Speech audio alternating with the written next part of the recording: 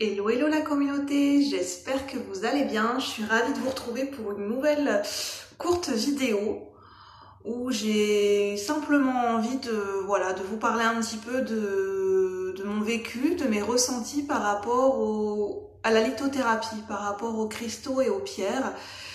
Donc il faut savoir que je me suis intéressée à la lithothérapie, aux pierres ou aux cristaux depuis déjà quelques mois, depuis l'année dernière. Pour situer à peu près.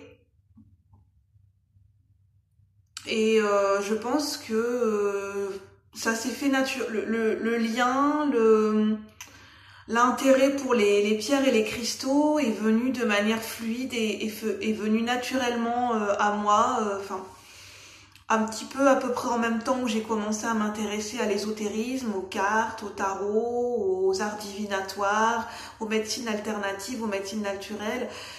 C'est venu un petit peu en même temps où je me suis intéressée aux cristaux et aux pierres. Et on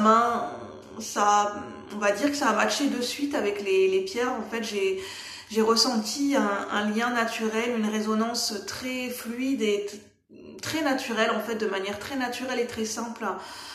Une connexion avec les pierres. Ça s'est fait tout seul, en fait.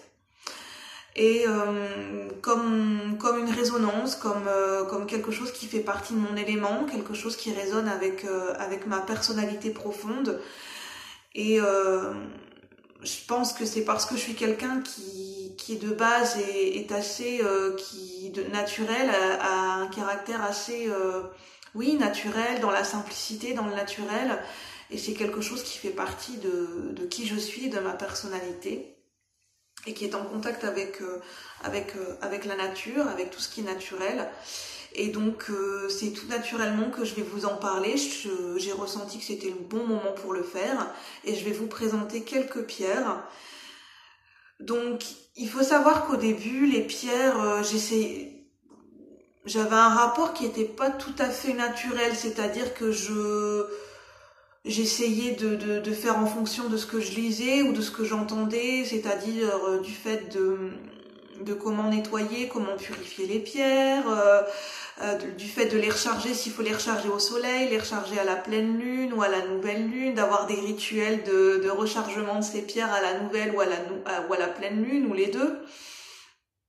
Et à un moment donné, c'est ce que je faisais. Je prenais le temps de bien recharger mes pierres à la pleine lune ou à la nouvelle lune.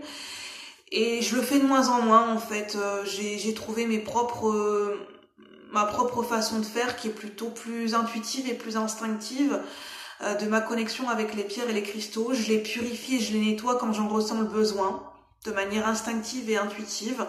J'utilise les pierres comment je le ressens. Des fois, je vais prendre une pierre dans la main de façon naturelle. Des fois, je vais utiliser une pierre plutôt qu'une autre. Des fois, il y a des jours où je vais pas du tout prendre une pierre dans la main. Et il y a quelques fois, je vais ressentir le besoin de prendre une pierre avec moi et de dormir avec, ou de la poser sur ma table de chevet, ou en dessous de mon oreiller, ou de la tenir dans la main et de me promener un petit peu avec, ou de la mettre dans la poche de mon pantalon, j'ai un rapport qui est très instinctif et très intuitif avec les pierres, et j'écoute de façon naturelle mon ressenti, comment il me guide. Et si je ressens que j'ai besoin de prendre une pierre, je vais la prendre dans mes mains. Si je ressens que j'en ai pas besoin, je vais même pas y penser, en fait. Ça se fait de manière naturelle et fluide, et ça se fait aussi à l'écoute de nos ressentis du corps. C'est très naturel et très instinctif. Et en fait, moi, j'utilise les pierres plus pour le rapport, plus pour les vertus psychiques, et par rapport à mon chemin, par rapport à un accompagnement et une aide par rapport à mon évolution personnelle et mon évolution de chemin de vie spirituel. Et pas tant pour le côté des vertus physiques. Attention, par contre, il faut savoir que l'utilisation, c'est bien pour le bien-être, c'est bien pour un apaisement, ça apporte un plus, les pierres. Pour l'avoir expérimenté, oui, ça apporte un plus, mais ça ne remplace pas un traitement médicamenteux ou la consultation chez un médecin, ou des traitements ou des thérapies médicamenteuses ou autres, si vous avez une maladie particulière ou certains symptômes particuliers, ou une maladie chronique ou des troubles chroniques.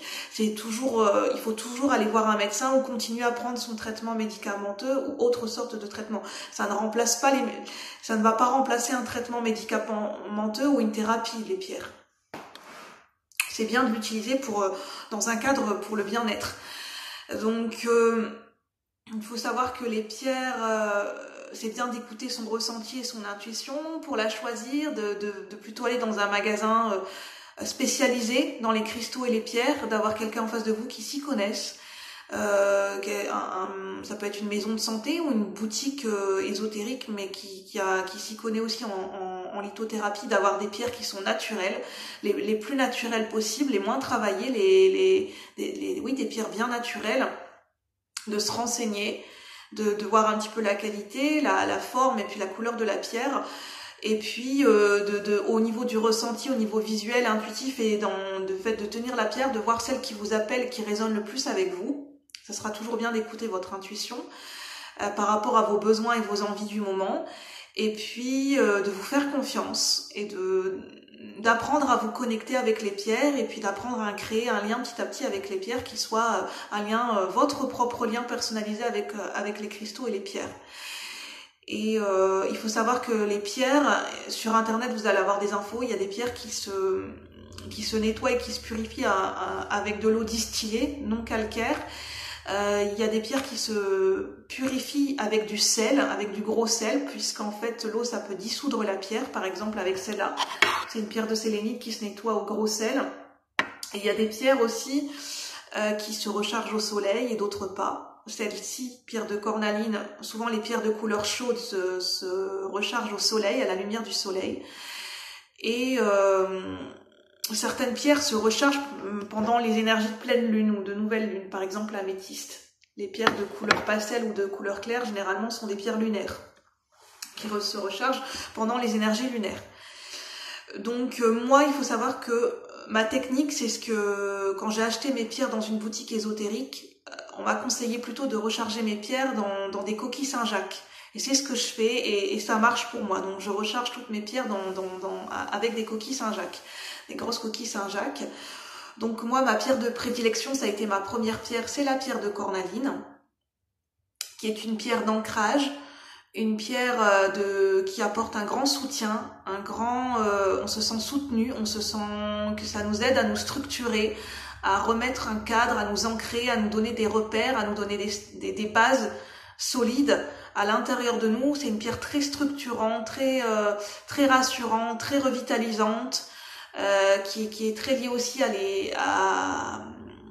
la bonne circulation sanguine, qui aide aussi pour les femmes pendant les cycles menstruels. Quand on a des douleurs au niveau des cycles menstruels, des douleurs au niveau du ventre, ça aide, ça peut apaiser en posant sur le ventre. C'est une pierre qui est reliée aussi au chakra sacré, qui aide au niveau des émotions, de recontacter ses émotions, qui développe la créativité.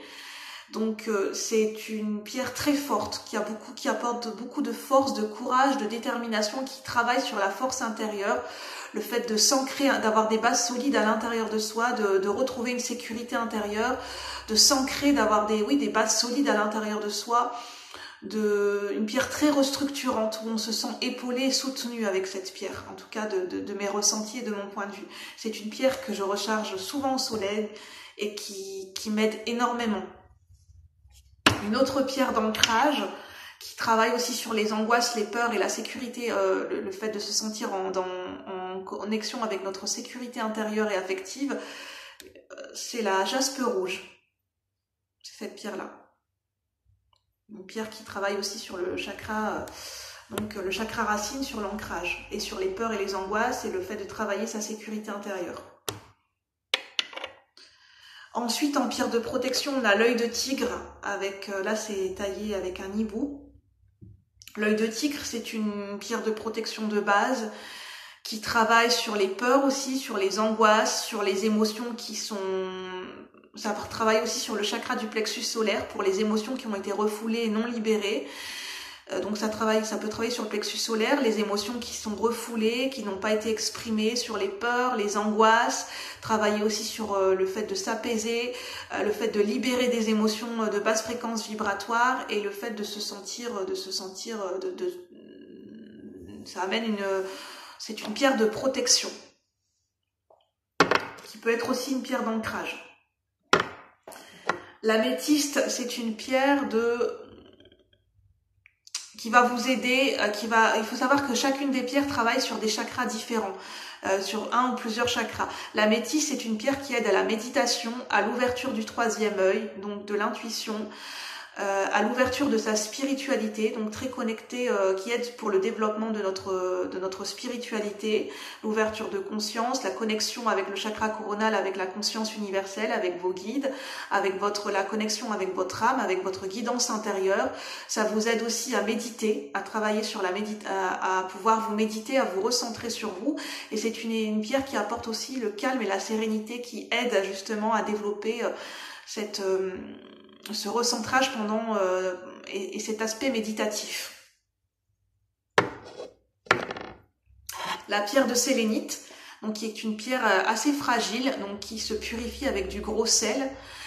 C'est une pierre qui travaille la connexion aussi, la clarté mentale, la clarté ici au niveau des émotions, il me semble.